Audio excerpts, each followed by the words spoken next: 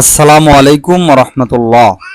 আপনারা সকলেই জানেন যে ওমান প্রবাসী নোয়াখালীর বাসিন্দা বিমানবন্দর থেকে বাসায় ফেরার পথে মাইক্রোবাস নিয়ন্ত্রণ হারিয়ে পুষ্কুনিতে পড়ে যায়। মাইক্রোবাসের ভিতরে ড্রাইভার সহ 11 জন যাত্রী ছিলেন।